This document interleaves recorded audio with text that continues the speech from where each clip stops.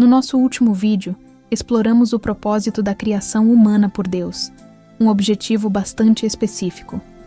Hoje, vamos recapitular e aprofundar esse tema, para que nenhuma dúvida permaneça. O grande ideal da criação divina era fundamentalmente a felicidade.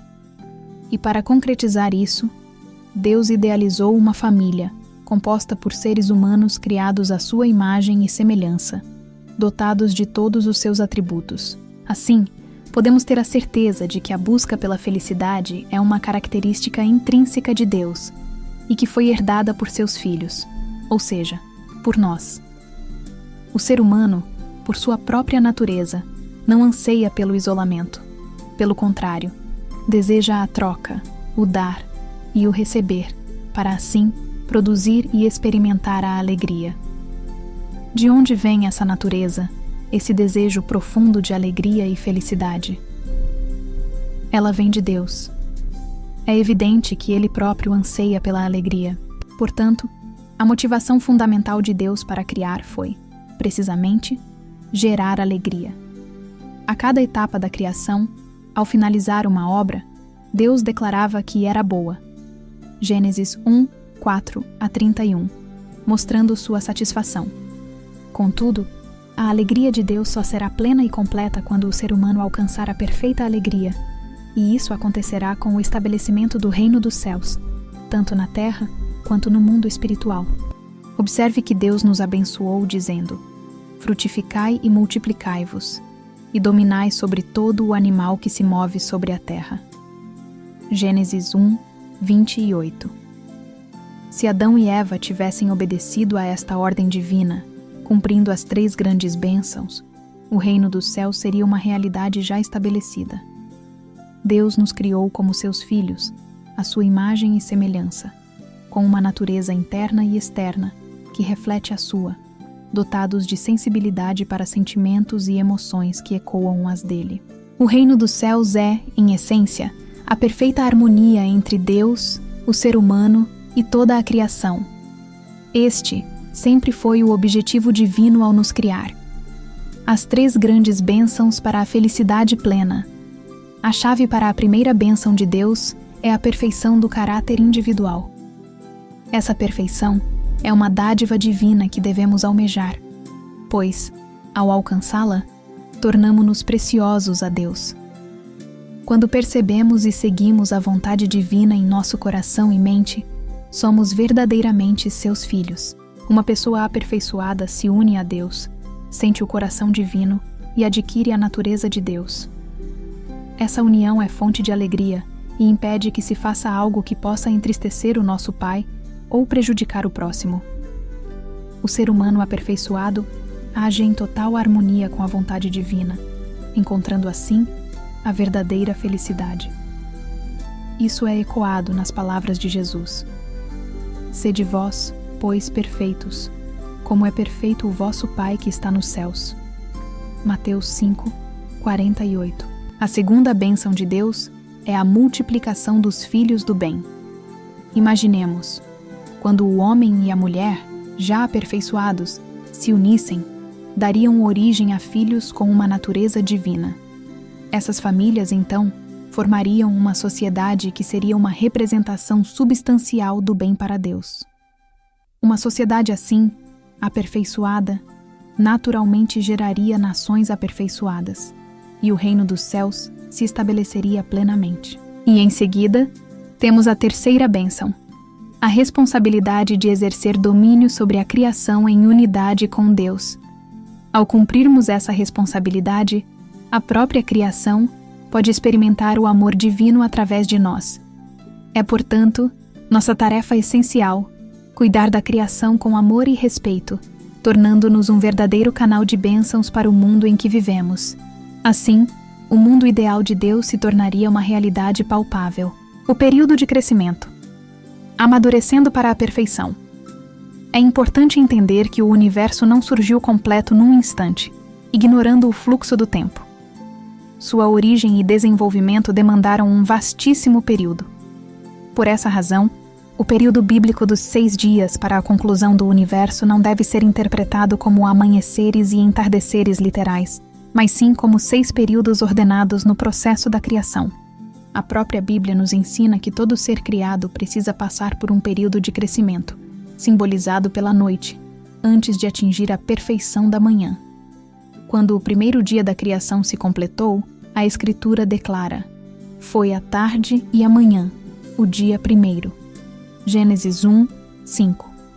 A criação do universo, assim como tudo o que nela existe, demandou tempo para se concretizar e atingir a perfeição. Houve um período de crescimento essencial. Sem esse processo, a criação não seria completa e plena.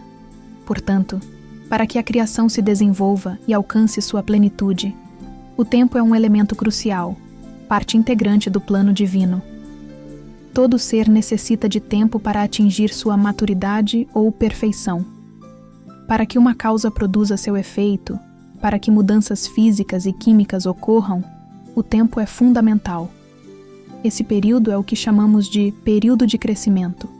A tarde, nesse contexto, representa o momento em que a ideia divina começa a ganhar forma e substância, contendo todos os elementos essenciais para alcançar a perfeição.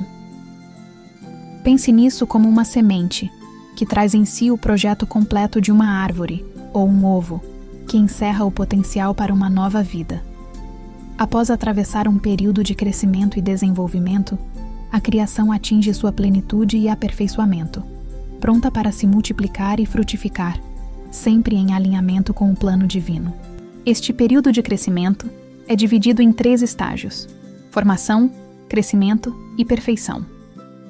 No Jardim do Éden, o ser humano recebeu a advertência para não comer do fruto da árvore do conhecimento do bem e do mal, com a clara consequência da morte. Isso revela uma verdade fundamental. Deus não nos criou já perfeitos, como muitos supõem. Adão e Eva estavam em um estágio de instabilidade e imaturidade. O aviso foi, portanto, uma prova de sua condição ainda em desenvolvimento, e o pedido para frutificar, ou seja, tornarem-se aptos a produzir frutos, confirma que eles estavam em um processo contínuo de aperfeiçoamento. Percebe-se, então, de forma clara, a existência desse período de crescimento. Deus, Ele sim, é perfeito. O ser humano, no entanto, foi criado para crescer, tanto fisicamente quanto espiritualmente. Crescemos naturalmente como toda a criação, impulsionados pela força do princípio, atravessando os 3 estágios de crescimento. Contudo, nós, seres humanos, temos um diferencial. Possuímos um espírito que também precisa crescer e se aperfeiçoar. E esse crescimento espiritual ocorre ao combinarmos a força do princípio com uma porção de responsabilidade única, que só o ser humano possui. Deus dotou os seres humanos com uma porção de responsabilidade sobre a qual nem mesmo Ele interfere diretamente. A razão para isso é profunda. Ao nos criar como seus filhos, Ele nos destina a herdar sua natureza criativa. Isso significa que somos chamados a participar ativamente da grande obra da criação, cumprindo nossa parte de responsabilidade. Deus deseja que os seres humanos conquistem e se tornem dignos de governar a criação, como criadores por direito próprio. O reino do domínio direto de Deus é o reino da perfeição. Os seres humanos habitarão neste domínio direto quando estiverem plena e completamente envolvidos no amor de Deus. A raiz do pecado. Uma nova perspectiva sobre a queda humana. Todas as pessoas carregam em si uma mente original, uma inclinação natural que nos leva a rejeitar o mal e a buscar o bem. No entanto, mesmo sem percebermos, muitas vezes somos impelidos por forças obscuras a cometer ações que, no fundo do nosso coração, não desejamos realizar. No contexto cristão, o mestre dessas forças malignas é conhecido como Satanás. Mas afinal, o que é o pecado? E qual seria sua verdadeira origem? Até hoje, muitos acreditam que o fruto proibido no Jardim do Éden era uma fruta literal. Com base na Bíblia, a concepção mais difundida é que o pecado surgiu no momento em que Adão e Eva comeram da árvore do conhecimento do bem e do mal. Contudo, surge uma pergunta instigante. Poderia Deus, o Pai amoroso da humanidade, ter criado um fruto tão sedutor e causador de uma queda tão profunda, colocando-o tão facilmente ao alcance de seus filhos? Jesus nos oferece uma pista crucial ao afirmar: o que contamina o homem não é o que entra na boca, mas o que sai da boca. Isso contamina o homem. O que sai da boca procede do coração, e isso contamina o homem. Mateus 15, 11 a 18. Se o pecado original foi herdado porque nossos primeiros antepassados comeram o fruto, como um alimento ingerido poderia causar um pecado transmissível a todas as gerações? E será que um Deus de amor testaria seus filhos de forma tão implacável por um meio que lhes causaria a morte? Para entender o fruto, precisamos olhar para a árvore em questão e também para a árvore da vida que estava ao seu lado. Adão e Eva não teriam arriscado suas vidas e desobedecido a Deus apenas por uma guloseima, não é mesmo? Devia ser algo extraordinariamente estimulante, tão poderoso que nem o medo da morte os impediu de obtê-lo. Portanto, podemos inferir que o fruto da árvore do conhecimento do bem e do mal não era, de fato, um fruto literal. A Bíblia nos diz, em Gênesis 2, 9: E o Senhor Deus fez brotar da terra toda a árvore agradável à vista e boa para a comida, e a árvore da vida no meio do jardim, e a árvore do conhecimento do bem e do mal. E em Gênesis 3, 24, lemos: E havendo lançado fora o homem, pôs querubins ao oriente do jardim do Éden, e uma espada inflamada que andava ao redor, para guardar o caminho da árvore da vida. Por este último versículo, concluímos que o desejo mais profundo de Adão era a árvore da vida. Ambas as árvores, a da vida e a do conhecimento do bem e do mal, eram as mais importantes do jardim, posicionadas bem ao centro. Uma antiga sabedoria nos diz: a esperança adiada desfalece o coração, mas o desejo atendido é a árvore de vida. Provérbios 13, 12. Podemos perceber que, desde o Antigo Testamento, a árvore da vida representava uma grande esperança. E no Apocalipse 22, 14, é reafirmado: Bem-aventurados aqueles que guardam os seus mandamentos, para que tenham direito à árvore da vida e possam entrar na cidade pelas portas. A árvore da vida, portanto, simboliza um homem perfeito, que realizou plenamente o ideal da criação. Simboliza, então, o Adão aperfeiçoado. Qual era a esperança de Adão, em sua imaturidade, enquanto crescia em direção à perfeição? Era alcançar e se tornar essa árvore da vida, o homem que realiza o propósito da criação. Devido à queda, o primeiro Adão não conseguiu se tornar a árvore da vida. É por isso que Jesus, o segundo Adão, veio como a árvore da vida. E quando ele retornar, virá novamente como a árvore da vida. E quanto ao fruto proibido? E a árvore do conhecimento do bem e do mal?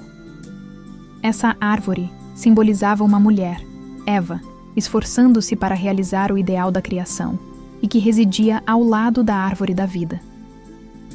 Deus não criou Adão para estar sozinho. Ele criou Eva para ser sua esposa.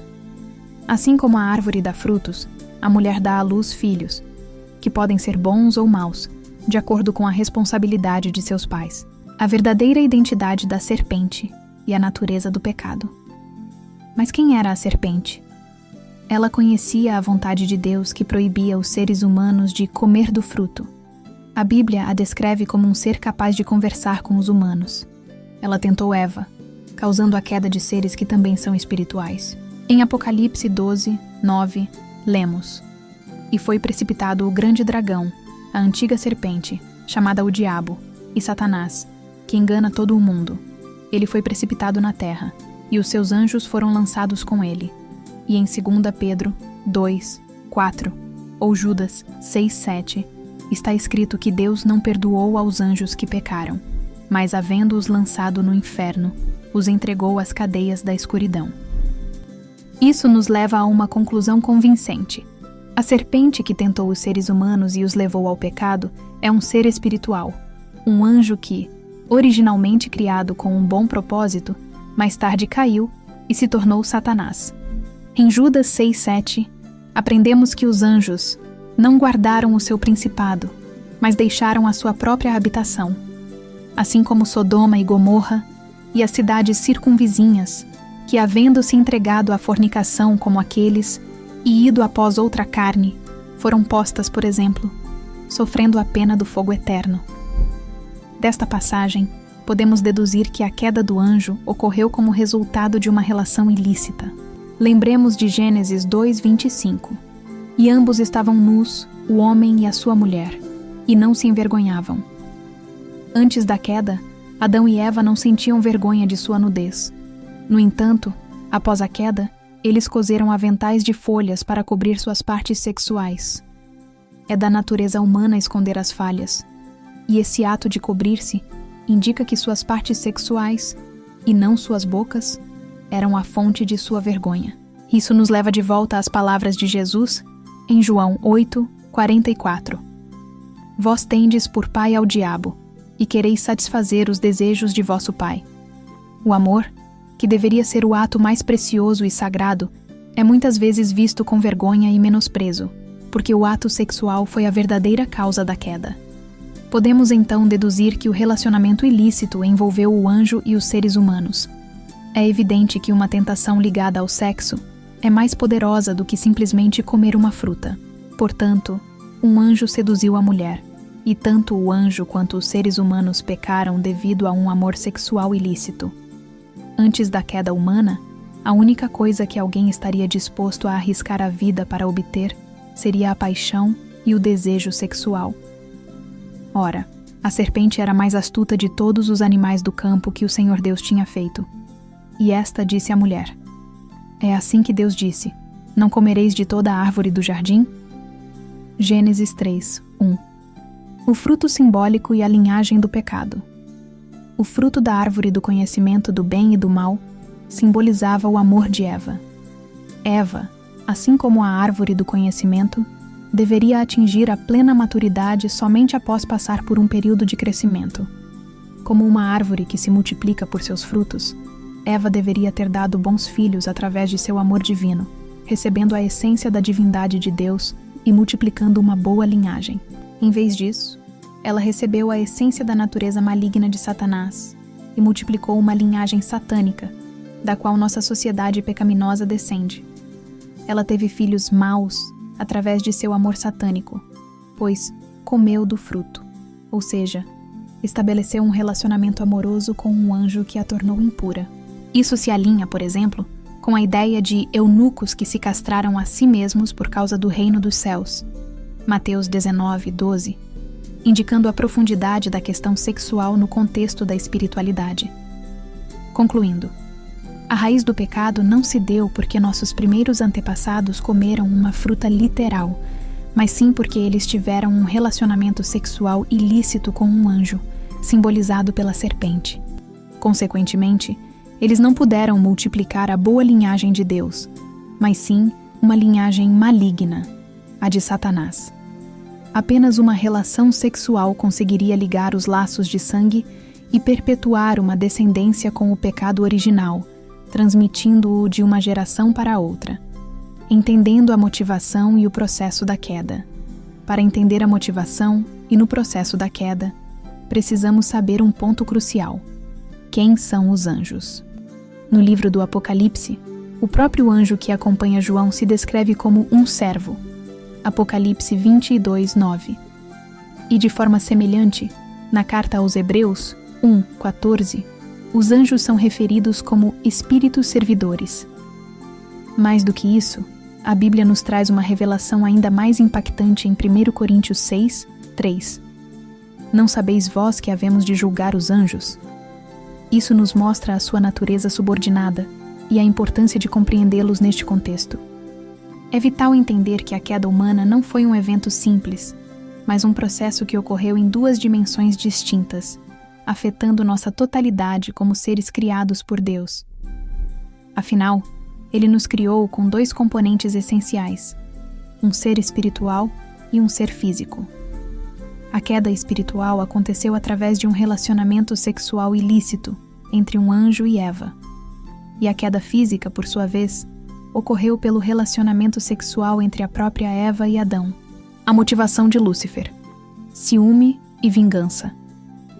Para desvendar esse mistério, precisamos voltar ao início do drama, focando em Lúcifer. Ele havia sido designado por Deus como arcanjo, o canal do amor divino para todo o mundo angélico, monopolizando, de certa forma, esse amor. Isaías 14, 12. No entanto, após a criação dos seres humanos, Deus passou a amá-los mais. Afinal, eram seus filhos, enquanto Lúcifer era seu servo. E aqui está um ponto crucial. O amor de Deus por Lúcifer não diminuiu. Ele permaneceu o mesmo. Lúcifer, contudo, interpretou essa nova dinâmica como uma redução do amor que recebia.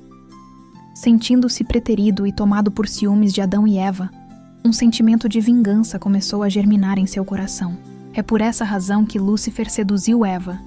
E essa foi a motivação principal da queda espiritual. O poder de um amor fora do princípio, gerado pela ação de dar e receber entre Lúcifer e Eva, levou à consumação de uma relação sexual ilícita no plano espiritual. Lúcifer, que abandonou sua posição devido a um desejo excessivo, e Eva, que quis abrir seus olhos como os de Deus, antes do tempo e sem a devida maturidade, formaram uma base comum. Desse encontro, dessa união proibida, nasceu um amor fora do princípio.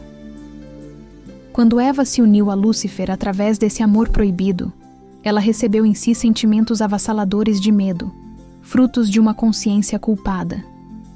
Além disso, adquiriu uma sabedoria sombria, que a fez perceber que seu parceiro divinamente planejado deveria ser Adão, e não um anjo. Todas as emoções e sensações vivenciadas nesse relacionamento entre Lúcifer e Eva, inclusive os sentimentos de vergonha e culpa, foram tão intensas e reais quanto as experimentadas no contato entre duas pessoas físicas. A queda física. Eva e Adão-Eva, então, vendo em Adão sua única esperança de retornar à graça de Deus, o tentou. Agiu da mesma forma como o arcanjo agiu ao seduzi-la. O poder desse amor, fora do princípio, gerado agora em seu relacionamento com Adão, o induziu a abandonar sua posição original, unindo-os em uma relação física de amor ilícito. Essa foi a motivação de Eva que levou à queda física. A herança da queda. Quando Adão se uniu a Eva, ele herdou todos os elementos que Eva havia recebido do anjo. Esses elementos, por sua vez, foram transmitidos a todas as gerações subsequentes, sem interrupção. Assim, a queda, em suas dimensões espiritual e física, revelou como as emoções e sensações entre um ser humano e um espírito podem ser tão intensas e reais quanto as sentidas no contato entre duas pessoas terrenas, moldando a história da humanidade até os dias de hoje. Agora, é fundamental compreender suas consequências devastadoras. Através daquele ato primordial, toda a humanidade, infelizmente, viu-se ligada em laços de sangue a Lúcifer, tornando-se, em certo sentido, filhos de Satanás. É por essa razão que Jesus, com a verdade incontestável, afirmou: Vós tendes por pai ao diabo. João 8:44. E em outras ocasiões, chamou-os de raça de víboras. Mateus 12, 34 e 23, 33. Adão e Eva caíram enquanto ainda estavam em um estágio de imaturidade, estabelecendo um fundamento de 4 posições, mas agora centralizado em Satanás. Consequentemente, o mundo inteiro passou a estar sob a soberania deste ser maligno. Por isso, a Bíblia o chama de o governante deste mundo. João 12, 31, e até mesmo de Deus deste mundo. 2 Coríntios 4, 4. Pense no contraste. Se Adão e Eva tivessem alcançado a plena maturidade e construído um fundamento de 4 posições centralizado em Deus, o mundo viveria sob a soberania divina desde aquele momento. Os 4 tipos de pecado. Uma árvore de consequências. Essa herança da queda nos aprisiona em 4 tipos de pecado, que podemos ilustrar como as partes de uma árvore. O pecado original. É a raiz de todos os pecados. O primeiro e mais profundo, surgido com a queda espiritual e física dos nossos primeiros antepassados. É a origem de nossa linhagem decaída, transmitida de geração em geração. Ele é a raiz dessa árvore de transgressões. O pecado hereditário. Este é o pecado herdado diretamente de nossos antepassados, uma conexão através da nossa própria linhagem familiar. Pense nele como o tronco da árvore, sustentando toda a estrutura. O pecado coletivo. Este é o pecado pelo qual somos responsáveis como membros de um grupo, seja um clube, uma associação, um partido político ou uma nação. É o pecado adquirido por cumplicidade, por nossa participação ou inação em um contexto maior. Ele se manifesta nos galhos da árvore, ramificando-se em diversas direções. O pecado individual. É o pecado pessoal, as ações e escolhas erradas que cada um de nós pratica. Estes são os pecados que podemos comparar às folhas da árvore, visíveis e numerosas, mas que brotam da estrutura mais profunda. As naturezas decaídas. O legado interno da queda. Além dos tipos de pecado, a queda nos deixou também 4 principais naturezas decaídas. Estas tendências se tornaram a causa de nosso mau caráter, e todos nós, infelizmente, sofremos sua influência. Não tomar o mesmo ponto de vista de Deus. A primeira dessas naturezas decaídas nasceu no coração de Lúcifer. Deus havia o escolhido, seu anjo mais inteligente e amado, para uma missão gloriosa: participar da educação e proteção de seus filhos. A princípio, Lúcifer sentiu-se honrado, mas ao perceber o plano divino de estabelecer um reino dos céus como uma família universal, ele começou a vislumbrar a possibilidade de tomar o lugar de Deus. O egoísmo surgiu em seu coração. Ele deixou de ver as coisas do ponto de vista divino e passou a se centralizar em si mesmo, deixar sua posição de servidor. Em consequência dessa inversão de ponto de vista, Lúcifer, que deveria proteger, educar e servir aos filhos de Deus, abandonou sua missão. Em vez de servir, ele passou a se servir de Adão e Eva. Inversão de domínio. Esta natureza decaída, embora não explícita no seu texto original, é intrínseca às 2 primeiras. Lúcifer inverteu a ordem de domínio, buscando governar sobre aqueles a quem deveria servir. Multiplicação do mal. Esta foi uma consequência inevitável. A rebeldia de Lúcifer não parou nele. Foi aderida por outros anjos, e Eva, seduzida por ele, multiplicou esse mal ao seduzir Adão. Adão, por sua vez, adquiriu essas mesmas tendências quando Eva, assumindo o papel do arcanjo tentador, o amarrou em laços de sangue através de seu relacionamento sexual.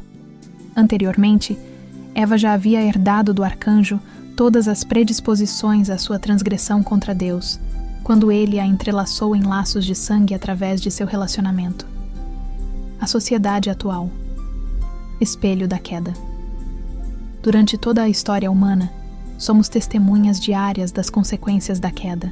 A prática de pecados e as naturezas decaídas, que herdamos, estão visivelmente presentes em nosso cotidiano.